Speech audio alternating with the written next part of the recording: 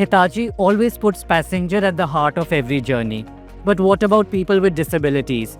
How is Hitachi trying to make travel more accessible and inclusive for all? Earlier, when passengers on wheelchair or differently able passengers used to come to travel for a station, right? There are swing gates like this, okay? But somebody has to assist them, right? By scanning their ticket and open the gate manually. Now, as you see, we have added these validators on both the sides of swing barrier, right?